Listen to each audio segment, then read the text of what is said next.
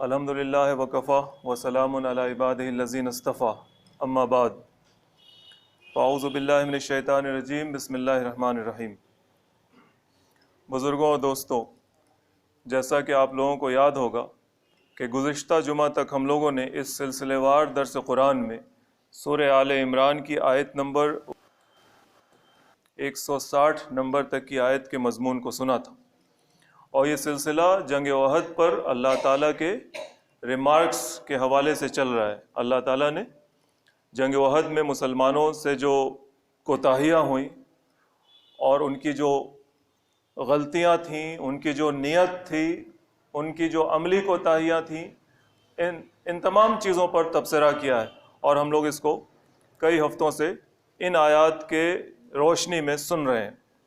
اسی میں یہ سلسلہ آگے چل رہا ہے، اور اسی میں ایک بات یہ بھی آئی تھی، آپ کو سن کر تعجب بھی ہوگا کہ رسول صلی اللہ علیہ وسلم پر بھی کچھ لوگوں نے، یہ کچھ لوگ جو ہیں، یہ بار بار بات آ رہی ہے کہ جو لوگ رسول صلی اللہ علیہ وسلم کے ساتھ ہیں وہ بظاہر تو مسلمان ہیں، وہ بظاہر تو رسول صلی اللہ علیہ وسلم پر ایمان لانے کا، ان کی اطاعت کرنے کا، ان کی ہر ایک بات ماننے کا، ان سے محبت کرنے کا دعویٰ کرتے ہیں، لیکن سب کے سب ایسے نہیں ہیں۔ وہ جو ایک بڑا گروہ ہے اس میں ہر کوئی ایسا نہیں ہے۔ کچھ لوگ ہیں جن کے دل میں ایمان نہیں ہے، وہ اوپر سے مسلمان بنے ہوئے، اندر میں اسلام کے لیے، رسول صلی اللہ علیہ وسلم کے لیے سخت عناد رکھتے ہیں، دشمنی رکھتے ہیں۔ کچھ لوگ ہیں جو دشمنی نہیں رکھتے ہیں لیکن ابھی ان کا یقین بھی پختہ نہیں ہوا ہے، اور کچھ لوگ ہیں جو رسول صلی اللہ علیہ وسلم پر جان لٹانے کے لیے تیار ہیں، اللہ پر پختہ یقین اور ایمان ہے ان کا۔ تو یہ ہر طرح کے لوگ ہیں اس انبوہ میں، اس گروہ میں جو رسول صلی اللہ علیہ وسلم کے ساتھ ہے، بظاہر مسلمان۔ اس میں کچھ لوگوں نے رسول اللہ صلی اللہ علیہ وسلم پر یہ بھی الزام لگایا کہ یہ جو مال غنیمت آئے گا میدان جہاد میں، دشمنوں کا جو مال ہمارے ہاتھ لگے گا، اس مال میں رسول اللہ صلی اللہ علیہ وسلم نعوذ باللہ خیانت کر جائیں گے، ہمیں ہمارا حق نہیں ملے گا، ہمیں جو چیز ملنی چاہیے وہ نہیں ملے گی۔ اتنی بڑی بات رسول اللہ صلی اللہ علیہ وسلم کے حوالے سے۔ جنگ بدر کے حوالے میں، جنگ بدر میں بھی ایسا ایک واقعہ ہو چکا ہے کہ جب رسول اللہ صلی اللہ علیہ وسلم پر لوگوں نے ایک چادر، ایک لال رنگ کی چادر کے حوالے سے الزام لگایا تھا کہ یہ انہوں نے بنا کسی حساب کتاب کے اپنے پاس رکھ لی۔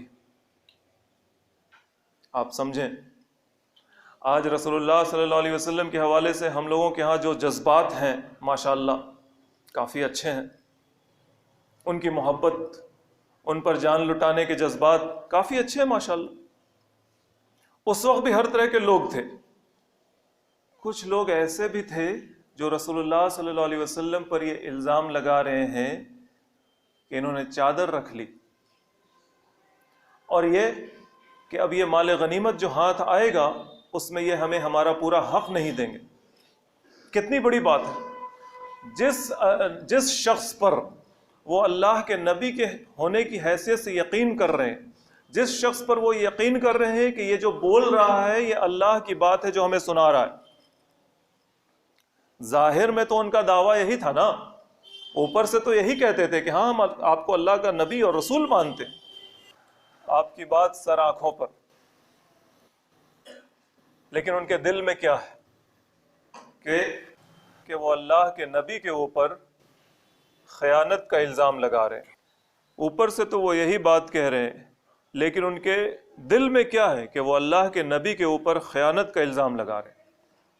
وہ اللہ تعالیٰ نے اس بات پر جو بات کہی ہے وہ ملاحظہ فرمائیے۔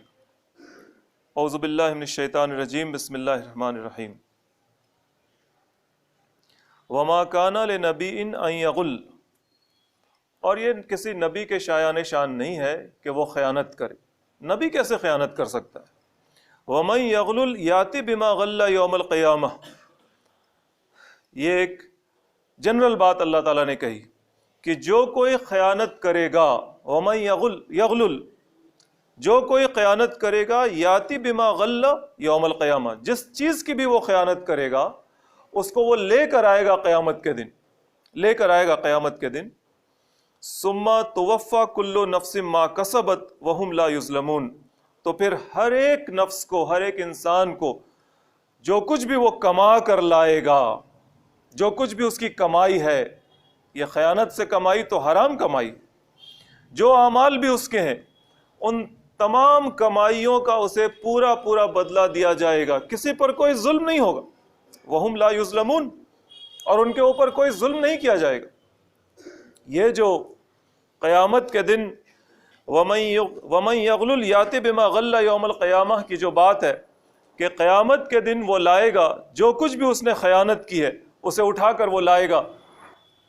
اس کی ایک تصویر رسول اللہ صلی اللہ علیہ وسلم کی ایک حدیث مبارک میں ہمیں پتہ چلتی، کس طرح سے انسان اپنے گردن کے اوپر خیانت کیا ہوا مال لاد کر لائے گا۔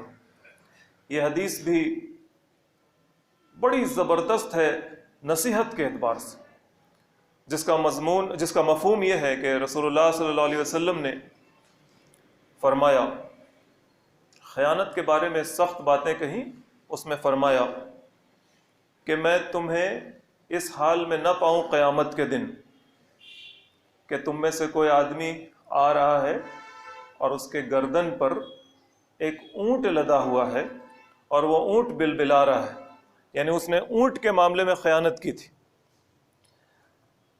اور وہ مجھ سے کہے اغثنی یا رسول اللہ، اغثنی یا رسول اللہ، یا پھر یا رسول اللہ اغثنی، یا رسول اللہ اغثنی، یعنی اے اللہ کے رسول ہماری مدد کیجیے، غوث مددگار، اغثنی میری مدد کیجیے، یا رسول اللہ اغثنی، اے اللہ کے رسول ہماری مدد کیجیے۔ اور کوئی آئے گا گردن پہ اس کے ایک گھوڑا لدا ہوا ہے اور گھوڑا ہنہنا رہا ہے اور وہ بھی آواز لگا رہا ہے یا رسول اللہ اغثنی، اے اللہ کے رسول میری مدد کیجیے۔ اور کوئی آ رہا ہے اس حال میں کہ اس کی گردن کے اوپر بکری لدی ہوئی ہے اور بکری ممیا رہی ہے اور وہ بھی کہہ رہا ہے یا رسول اللہ اغثنی۔ اور کوئی آ رہا ہے اس حال میں کہ اس کے گردن کے اوپر ایک چادر ہے اور وہ ہل رہی ہے، حرکت کر رہی ہے، یعنی اس نے چادر کے معاملے میں بھی خیانت کی تھی، اور وہ بھی آواز لگا رہا ہے یا رسول اللہ اغثنی، اے اللہ کے رسول میری مدد کیجیے۔ اور کوئی اس حال میں آ رہا ہے کہ اس کے گردن کے اوپر ایک نفس ہے، ایک انسان ہے، کسی انسان کے ساتھ اس نے خیانت کی ہے، کسی انسان کے معاملے میں بھی اس نے خیانت کی، اس کا حق مارا ہے، اور وہ بھی آواز لگا رہا ہے یا رسول اللہ اغثنی۔ اور میں تمہیں کبھی اس حال میں نہ پاؤں تم میں سے کسی کو کہ وہ قیامت کے دن آ رہا ہو اور اس کے گردن کے اوپر کوئی صامت، کوئی ایسا سامان جو نرجیو ہے، سونا چاندی روپیہ پیسہ، گھر مکان کھیت زمین، جن چیزوں پر قبضہ کیا جاتا ہے جو صامت ہے، یعنی جس میں جان نہیں ہے، حدیث میں صامت کا ہی لفظ آیا، نرجیو چیز لدی ہوئی ہو اور وہ کہے یا رسول اللہ اغثنی، اے اللہ کے رسول میری مدد کیجیے۔ سب کو رسول اللہ صلی اللہ علیہ وسلم کا ایک ہی جواب ہے، ایک ہی جواب، یہی جواب ہے جو بہت خطرناک ہے۔ رسول اللہ صلی اللہ علیہ وسلم کیا جواب دے رہے ہیں جو حدیث میں مذکور ہوا ہے، لا املک لک شیئا قد ابلغتک، آج جو تم آواز لگا رہے ہو کہ میری مدد کیجیے، آج کوئی اختیار نہیں ہے میرا، آج ہم کچھ نہیں کر سکتے تمہارے لیے، لا املک لک شیئا، کچھ بھی نہیں کر سکتے ہم تمہارے لیے، کچھ بھی نہیں کر سکتے۔ قد ابلغتک، بتا دیا تھا نا، بتا چکا ہوں، بات میں نے پہنچا دی تھی، دنیا میں بات پہنچا دی تھی، کہہ دیا تھا کہ جو خیانت کرے گا وہ پہنچا دیا تھا، قیامت کے دن اس خیانت کیے ہوئے سامان کو لاد کر لائے گا، بتا دیا تھا۔ جو زمین مارے گا کسی کی ایک بالشت بھی، اس زمین کا توخ گلے میں ڈال کر، اس زمین کا ہار گلے میں ڈال کر اسے لایا جائے گا، ساتوں زمین کا، یعنی یہ اس کی سزا ہے۔ یہ اونٹ جو لدا ہوا ہے، یہ جو گھوڑا لدا ہوا ہے، اور یہ جو سونا چاندی لدا ہوا ہے، یہ سزا کے طور پہ لدا ہوا ہے، سزا ہے، تکلیف ہے، قیامت کے دن، قیامت کے دن ابھی جہنم نہیں گیا ہے وہ، اس حال میں وہ آواز لگا رہا ہے۔ اسے تو امید ہے نا کہ رسول اللہ صلی اللہ علیہ وسلم تو میرا بیڑا پار لگا دیں گے، لیکن رسول صلی اللہ علیہ وسلم ایسوں کی شفاعت ہرگز نہیں کریں گے جنہوں نے خیانت کی، جنہوں نے حقوق العباد میں خیانت کی، دوسرے انسانوں کے ساتھ معاملہ بگاڑا ہے۔ کیسے ایسے لوگوں کی مدد ہو سکتی ہے اللہ کے رسول صلی اللہ علیہ وسلم کی طرف سے؟ تو جواب ایک ہے، لا املک لک شیئا قد ابلغتک، میں آج تمہارے لیے کچھ بھی نہیں کر سکتا، تھوڑی سی مدد بھی میں نہیں کر سکتا۔ وہ زمین جو تم نے دبائی ہے، وہ کھیت جو تم نے دبایا ہے، وہ دکان جو تم نے قبضہ کی ہے، وہ زمین چاہے کسی کی ذاتی ہو، رشتہ دار کی ہو، پڑوسی کی ہو، عوامی ہو، قبرستان ہو، مسجد ہو، وہ مال جو تم نے کھا لیا، کسی کی امانت، رشتہ دار کی، دوست کی، کسی نے یقین کر کے کچھ دیا تھا، وہ کھا لیا، رکھ لیا، سونا چاندی زیور سامان، یا پھر اونٹ گھوڑا بکری، تو موٹر سائیکل اور کار، کوئی مدد نہیں۔ یہ جواب یاد رکھنے کے لائق ہے، اور صرف یہیں تک یہ جواب نہیں ہے، اس کا یہ حصہ دیکھ رہے ہیں، قد ابلغتک، میں نے بات پہنچا دی تھی تم تک، ابلغتک، تم تک، تم کو پہنچا دی تھی بات، میری حدیث پڑھتے تھے، میری سنتیں جانتے تھے، میرے فرامین و فرمودات تمہیں بتائے جاتے تھے۔ اس کے بعد لا املک لک شیئا، آج کچھ نہیں ہم کر سکتے تمہارے لیے، I have no power today, I am powerless۔ اللہ کا دن ہے وہ، اس دن تو جو کوئی بھی کچھ کرے گا، کہے گا، اللہ کے حکم سے کہے گا، اللہ کے حکم سے ہی جس کے لیے کہنا ہوگا اسی کے لیے کہے گا۔ اللہ کے رسول بھی جب شفاعت کریں گے تو اللہ کے اذن سے کریں گے، اور اسی کے لیے کہیں گے جس کے لیے کہا جائے گا، اور اتنا ہی جتنا کہا جائے گا۔ تو یہ حصہ خیانت کے حوالے سے بڑا اہم ہے، جو انسان کو ہمیشہ یاد رکھنا چاہیے۔ تو یہاں پہ بات تو آئی تھی کہ رسول اللہ صلی اللہ علیہ وسلم پہ لوگوں نے جنگ احد میں یہ الزام لگایا، کچھ لوگوں نے، کہ وہ مال غنیمت میں ہمیں ہمارا حصہ نہیں دیں گے، جیسا کہ جنگ بدر میں وہ کہہ چکے تھے۔ اللہ تعالیٰ کہہ رہے ہیں، افمن اتبع رضوان اللہ کمن باء بسخط من اللہ ومأواہ جہنم وبئس المصیر۔ کیا بات کہتے ہو تم کہ اللہ کے رسول خیانت کریں گے؟ ارے بھلا وہ کہ جو اللہ تعالیٰ کی رضا چاہتا ہے، افمن اتبع رضوان اللہ، کیا بھلا وہ آدمی جو اللہ کی رضا چاہتا ہے، کمن باء بسخط من اللہ، اس کے طرح ہو سکتا ہے جو اللہ کی ناراضگی لے کر لوٹے، جس نے اپنے اعمال سے اللہ کو ناخوش کیا ہو، ناراض کیا ہو، میدان جنگ سے جو اپنی حرکت کی وجہ سے اللہ کی ناراضگی لے کر لوٹا، اور ایک طرف اللہ کے رسول ہیں جو اللہ کی رضا جوئی کے لیے، اللہ کی خوشی کے لیے جان مال سب کچھ قربان کر رہے، زندگی لگا دی۔ کیا ہے ان کی زندگی؟ کون سا دن ہے جو وہ اپنے لیے جی رہے ہیں؟ کون سا وقت ہے جو وہ اپنے لیے جی رہے ہیں؟ سب تمہارے لیے ہے، یعنی اللہ کے لیے ہے، اور تم پر وہ سارا وقت تم پر خرچ کر رہے ہیں، ساری صلاحیت تم پر خرچ کر رہے ہیں، سارے جذبات تمہارے ساتھ جوڑے ہوئے۔ سارے جذبات سے مراد ہے فلاح کے، انسانیت کے فلاح کے جذبات انہوں نے تمہارے ساتھ جوڑ رکھے۔ ایک ایسا آدمی جو اپنے لیے کچھ بھی نہیں کر رہا،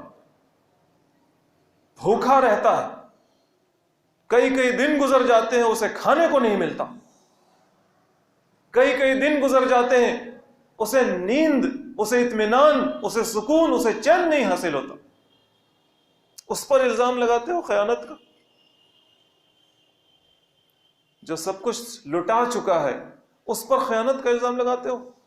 وہ اللہ کی رضا جوئی کے لیے دن رات ایک کیے ہوا ہے، اس آدمی کی طرح ہرگز وہ نہیں ہو سکتا جو باء بسخط من اللہ، جو اللہ کی ناراضگی لے کر لوٹا ہے.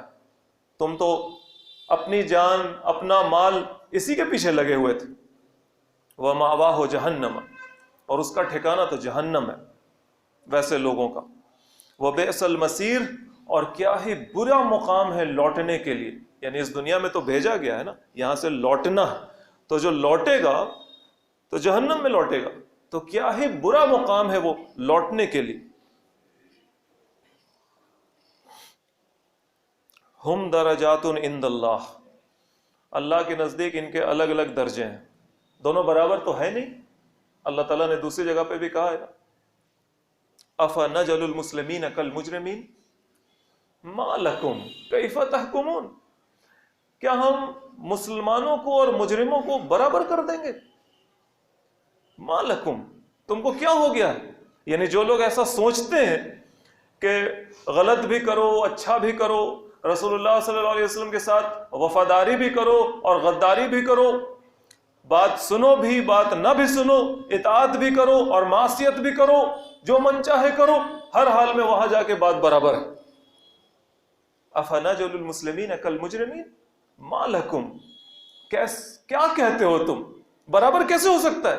کیف تحکمون، کیسا حکم لگاتے ہو تم؟ کیسی بات کہتے ہو تم؟ یہ دونوں برابر نہیں ہیں. ہم درجات عند اللہ، اللہ کے ہاں ان کے الگ الگ درجے ہیں، اور جہنمیوں کے بھی درجے ہیں. اور یہ جو اللہ کی رضا حاصل کرنے کے لیے دوڑ بھاگ کر رہا ہے اس کا الگ درجہ ہے، اور جو اللہ کی ناراضگی کے لیے دوڑ بھاگ کر رہا ہے اس کا الگ درجہ ہے. واللہ بصیر بما یعملون، اور یہ لوگ جو کچھ بھی کر رہے ہیں اللہ کی نظر سے اوجھل نہیں ہے وہ بات. اللہ سب کچھ دیکھ رہا ہے کہ یہ کیا کر رہے ہیں. انہوں نے آج اللہ کے رسول صلی اللہ علیہ وسلم پر الزام لگا دیا. کیا جسارت ہے بھائی، کیا ڈھیٹ پنا ہے کہ رسول اللہ صلی اللہ علیہ وسلم پر الزام لگا رہے ہیں خیانت کا.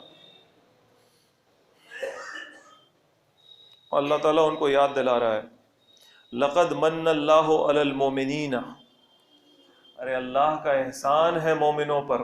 مومن بنو، مومن ماننے والے بننے کا دعویٰ کرتے ہو کہ ہم اللہ کے رسول کو مانتے ہیں، اللہ پر یقین ہے، ایمان ہے، تو دعویٰ صرف دعویٰ زبان کی حد تک نہ رہے، وہ دعویٰ تمہارے اعمال سے پتہ چلے، تمہاری زندگی سے پتہ چلے.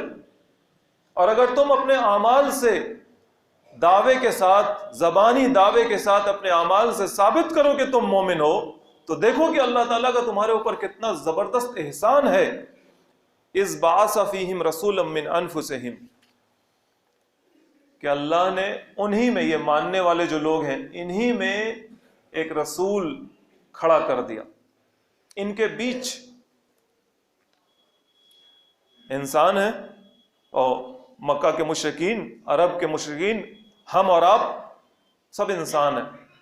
تو ہمارے درمیان ایک انسان کو اللہ تعالیٰ نے اپنا ایک رسول اور ہادی ہمارے لیے بنا کر بھیج دیا. انہی میں ہونا بہت ضروری ہے نا. اگر یہ بات الگ الگ جگہوں پر بھی آئی ہے، یہ مضمون، یہ آیت سورہ بقرہ میں ہم لوگوں نے 2 بار اسی مضمون کو سنا ہے.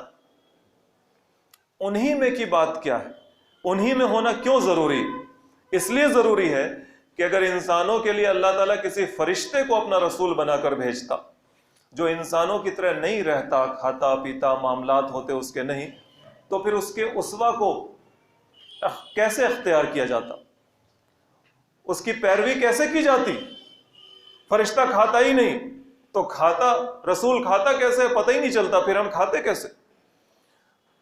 فرشتہ لڑتا ہی نہیں، یا پھر لڑتا تو ایک ہی پر کے ایک وار سے پورا معاملہ ہی ختم کر دیتا، تو ہمیں پتہ کیسے چلتا کہ ہم کیا کریں؟ پھر ہمیں کیسے کہا جاتا کہ تم ان کی پیروی کرو؟ فرشتے کے جذبات انسانوں کیسے نہیں ہوتے، تو ہمارے جذبات اس میں ہمیں رہنمائی کیسے ملتی کہ ہم کیا کریں؟ ہمیں غصہ آ رہا ہے، what should I do؟ کیونکہ ہمارا جو نبی ہے وہ تو فرشتہ، اسے غصہ ہی نہیں آتا، ہم کیا کریں؟ اس لیے اللہ تعالیٰ نے انبیاء کرام کو انہی میں، یعنی جن میں بھیجا، انہی اقوام کا حصہ وہ تھے، انہی کے بیچ کے ایک فرد تھے، تاکہ مانوس ہو جائے. ہمارے ہی طرح کا آدمی ہے بھائی، دیکھیے ہم آپ ہی کی طرح کے ہیں، اس علاقے کے لوگ جانتے ہیں آپ ہی کی طرح کے ہیں، کوئی ندوہ و دیوبند سے نہیں آئے، آپ ہی کی طرح کے ہیں. وہ کھڑا ہو کے یہ کام کر رہا ہے. You will inspire yourself. ہو سکتا ہے کہ کسی کو لگے کہ ہم بھی کر سکتے ہیں، وہ کر سکتا ہے، وہ بھی محنت کرے وہ بھی کر سکتا ہے. تو بیچ کا آدمی اگر کھڑا ہوتا ہے اور کسی کام کو کرتا ہے تو اس کے آس پاس کے لوگوں کو انسپریشن ملتی ہے فالو کرنے کی. Yes we also can do like ہم. ہاں ہم کر سکتے ہیں اس کی طرح. اگر وہ مرد ہے تو مرد، عورت ہے تو عورت. عورت نبی نہیں ہوتی. ہم ایک بات کہہ رہے ہیں کہ انسپریشن کے لیے بیچ کا اگر کوئی کھڑا ہو کسی کام کو کرنے کے لیے تو اور لوگ بھی تیار ہو سکتے ہیں. یہ مقصد ہوتا ہے جب اللہ تعالیٰ کہتا ہے کہ اذ بعث فیہم رسولا من انفسہم. یہ اللہ کا احسان ہے کہ اس نے ایک رسول انہی کے درمیان کھڑا کیا، اور اس کا کام کیا ہے؟ یتلو علیہم آیاتہ. وہ اللہ کی آیات ان کو پڑھ کر سناتا ہے. ایک جنرل ترجمہ تو اس کا یہی کیا جاتا ہے یتلو علیہم آیاتہ کا، کہ اس کی آیات پڑھ کر وہ اس کو سناتا ہے. لیکن تلاوت میں ایک اور مفہوم ہے، پیچھے پیچھے چلنے کا. جیسے ایک لفظ کے بعد دوسرا لفظ آ رہا ہے نا، ایک لفظ پڑھا جا رہا ہے اور پھر دوسرا لفظ پڑھا جا رہا ہے، تو ایک لفظ دوسرے لفظ کے پیچھے پیچھے آ رہا ہے، اس لیے بھی اس کو تلاوت کہتے ہیں. اور ساتھ ہی ساتھ جو چیز پڑھی جا رہی ہے اس کے پیچھے پیچھے چل رہا ہے آدمی. جو پڑھ رہا ہے وہ کر کے دکھا رہا ہے. دیکھو ہم نے پڑھا یہ تو ہم یہ کر کے دکھا رہے ہیں. یہی ہے نا رسول اللہ صلی اللہ علیہ وسلم کی زندگی.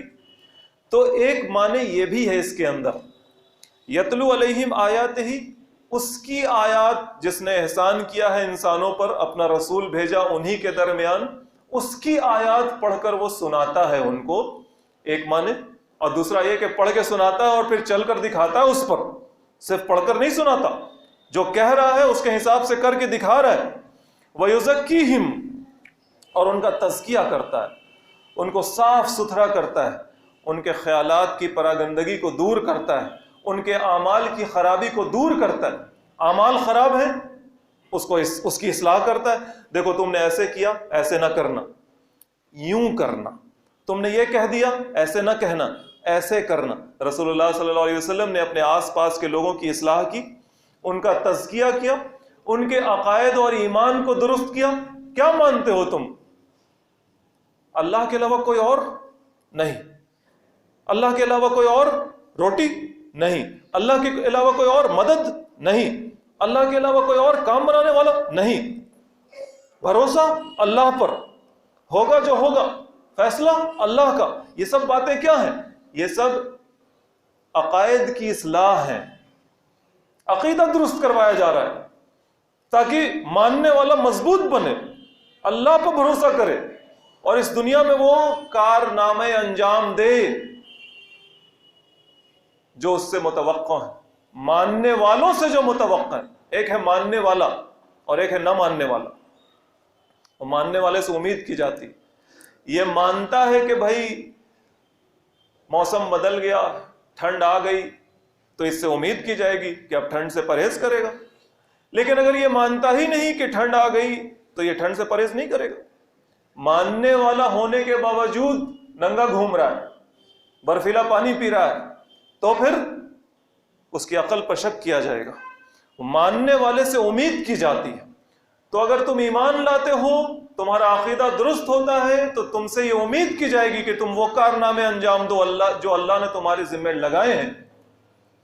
تو یہ عقیدہ درست کون کرتا ہے؟ اللہ کا رسول. اللہ کا رسول ہے جو تزکیہ کرتا ہے. اندر جو غلاظت ہے، دل کے اندر، خیالات کے اندر، دماغ کے اندر، باہر میں جو غلاظت ہے، اعمال میں خرابی، اس کو ٹھیک کرتا ہے. وَيُعَلِّمُهُمُ الْكِتَابَ وَالْحِكْمَةَ، کتاب اور حکمت کی تعلیم دیتا ہے. کتاب یعنی اللہ کی کتاب، حکمت یعنی اس کتاب کے اوپر عمل کیسے کیا جائے. تو گویا سب چیز ملا جلا کے ایک ہی ہو گئی. یتلو علیہم آیاتہ ویزکیہم ویعلمہم الکتاب والحکمہ. گھما پھرا کے دیکھیے تو سب ایک ہے. اللہ کا رسول، اللہ کی بات جو اس پر نازل ہو رہی ہے وہ پڑھ کر سنا رہا ہے، اس کے حساب سے کر کے دکھا رہا ہے، اور اس کے حساب سے اعمال و اخلاق، عقائد کی اصلاح کر رہا ہے. وَإِن كَانُوا مِن قَبْلُ لَفِي ضَلَالٍ مُبِينٍ، اور اس سے پہلے تو یہ لوگ صریح گمراہی میں تھے، بھٹکے ہوئے تھے، کھلے طور پر۔ اب بت پرستی، سب سے پہلی بات کیا ہے؟ کھلی گمراہی کیا ہے؟ بت پرستی۔ آپ اربوں ارب روپیہ لگا کر ایک عمارت کی تعمیر کریں، بہت بڑی عمارت، پوری دنیا میں اس کا شہرہ کریں کہ ہم نے اتنی بڑی عمارت بنائی ہے، اتنی اونچی ہے، یہ اس کا رقبہ ہے، یعنی ایریا ہے اس کا اتنا بڑا، اور یہاں کا پتھر لگا ہے اور وہاں کا پتھر لگا ہے اور یہ نقاشی ہوئی ہے اور اتنا سال لگا ہے، لیکن ہو اس کے اندر کیا؟ بت پرستی۔ تو یہ تو سب سے بڑی گمراہی۔ کیا اتنی بڑی عمارت بنائی اور اس کے اندر ایک مورتی رکھ دی، اور بنانے والوں کو بھی شرم نہیں آتی کہ ہم نے اسے خود بنایا ہے، ہم بنا رہے ہیں، ہم تراش رہے ہیں۔ بڑا بڑا بل بورڈ لگا دو، اس تاریخ کو ہم اس بڑی عمارت کا انوگریشن کریں گے، لیکن اس عمارت میں ہوگا کیا؟ بت پرستی۔ ایک پتھر کو تراشا ہے اور تراشیں گے، اور پتھر وہاں سے اور پتھر یہاں سے، اور پھر اس کی پوجا کریں گے، اس کو خدا مانیں گے۔ وَإِن كَانُوا مِن قَبْلُ لَفِي ضَلَالٍ مُبِينٍ، اس سے پہلے یہ لوگ کھلی گمراہی میں تھے۔ یعنی اس گمراہی، یہ جو کھلی گمراہی کی ایک مثال ہے، بت پرستی از اونلی ون ایگزامپل۔ یہ گمراہی کا صرف ایک مثال ہے، گمراہی تو بہت سی ہوتی۔ عرب کے مشرکین رسول اللہ صلی اللہ علیہ وسلم کی بعثت سے پہلے اور ان کے زمانے میں جن کی اصلاح نہ ہو رہی تھی، جن تک بات نہ پہنچ رہی تھی، ان کا حال کیا تھا؟ زندگی کے ہر ایک معاملے میں اجٹ گنوار۔ آپ نے سنا ہوگا بیٹیوں کو قتل کرتے تھے، دفن کر کے گڈھا رکھتے تھے، پیدا ہوئی بیٹی اسی میں ڈال دیتے، بچی بڑی ہو گئی کھیلنے لگی، اس وقت بھی ہاتھ پکڑ کر لے جا کر کنویں میں ڈال دیتے تھے۔ یہ سب بڑی برائیاں ہیں، اور زنا اور قتل وغیرہ تو عام چیز ہے جو آج بھی ہوتی رہتی ہے، لیکن اب بچیوں کو قتل کرنے کا انداز بدل گیا۔ آج تھوڑا انسان کراہیت محسوس کرے گا کہ گڈھا کھودے نرسنگ ہوم کے پاس اور اس میں بچی کو ڈال دے، نہیں اب ویسا نہیں کرتا، اب کوڑے پہ پھینک دیتا ہے، کتے نوچ لیتے ہیں، کتے نوچ لیتے ہیں۔ بت پرستی اس وقت تھی صریح گمراہی، انسانی اخلاق اعمال اس وقت ایسے تھے۔ بت پرستی آج بھی ہے، لات و عزا اور منات کا نام بدل گیا، لیکن پتھر کی مورتیوں کی موجودگی آج بھی ہے۔ بچیوں کو قتل اس طرح سے نرسنگ ہوم میں گڈھا کھود کر نہیں کرتے، لیکن آج بھی کوڑے پر ڈال دیا جاتا ہے، اور قتل اور زنا اور اس طرح کی شراب وغیرہ جو معاملات جو برے ہوتے ہیں، چیزیں وہی ہیں، انداز بدل گیا۔ اس وقت ان کی اصلاح کیسے ہوئی تھی؟ اللہ کے رسول صلی اللہ علیہ وسلم کے ذریعے۔ آج اصلاح کیسے ہوگی؟ اللہ کے رسول صلی اللہ علیہ وسلم کے ذریعے۔ کیا کیا تھا اللہ کے رسول صلی اللہ علیہ وسلم نے ان کے تزکیے کے لیے؟ یتلو علیہم آیاتہ۔ آج کیا کرنا ہوگا؟ آج بھی وہی کرنا ہوگا، کتاب پڑھ کے سنانا ہوگا۔ اللہ کے رسول صلی اللہ علیہ وسلم نے کتاب کی پیروی کی، کر کے دکھایا، ویسے ہی کر کے دکھانا ہوگا۔ تزکیہ ایسے ہوگا، مراقبے سے، چلہ کشی سے تزکیہ نہیں ہوگا، ایسے تزکیہ نہیں ہوگا۔ یہ تو پھر کسی کام کا آدمی رہتا ہی نہیں جنرلی۔ ایک بندے کو تزکیے کے لیے کمرے میں بند کر دیجئے اور کہیے کہ تم 3 دن تک، 40 دن تک، 50 دن تک، 100 دن تک، اتنے مہینوں تک صرف یہ پڑھتے رہو اور ایسے کرو اور ویسے کرو، بہت باکردار ہو کر، بہت مزکی ہو کر وہ نکلے گا۔ نہیں، ایسا نہیں ہوتا، نہیں ہوتا، کیونکہ باہر کا انوائرمنٹ اس کے لیے سپورٹیو نہیں ہے۔ صاف ستھرا کرا کے آپ باہر نکال دیا، کہہ رہے ہیں اپنے تئیں کہ بہت صاف ستھرا ہم نے کر دیا، باہر نکال دیا، باہر میں تو دھول ہے، گرد ہے، گندگی ہے، کیا رہے گا اس کے پاس؟ اسی لیے کوئی فائدہ نہیں، کوئی فائدہ نہیں۔ تزکیے کا وہی انداز جو اللہ کے رسول نے اختیار کیا تھا وہ اختیار کرنا ہوگا۔ اور وَيُعَلِّمُهُمُ الْكِتَابَ وَالْحِكْمَةَ، کتاب و حکمت کی تعلیم، کتاب سے وہی مراد ہے یتلو علیہم آیات ہی، اس رب کی آیات پڑھ کر سنانا. کتاب اسی رب کی ہے، اس کی حکمت یعنی اللہ کے رسول نے جیسے کر کے دکھایا، جیسے بتایا، ان چیزوں کو جاننا، سمجھنا، ان پر غور کرنا، اہل علم سے پوچھنا. صرف اسلام 360 سے نہیں پوچھنا، صرف بخاری اور مسلم اٹھا کر نہیں جان جانا، اہل علم سے پوچھنا، جن لوگوں نے اس پر محنتیں کی ہیں، جنہیں پتا ہے کہ اچھا یہ چیز کیسے جانی جاتی ہے، سیکھی جاتی ہے، ان سے پوچھنا. لیکن پوچھنا، جاننا، سیکھنا. اور جن کے پاس وہ علم ہے وہ اس علم کو بانٹیں، بتائیں، سمجھائیں. یہی ہے وہ تزکیہ جس سے لات و منات اور عزا کے بت پاش پاش ہوئے. ویسے ہی آج بدلی ہوئی مورتیوں کے بت بھی، بدلی ہوئی مورتیاں اور بدلے ہوئے بت بھی جن کا نام بدل گیا ہے، وہ بھی پاش پاش ویسے ہی ہو سکتے. وآخر دعوانا ان الحمدللہ رب العالمین.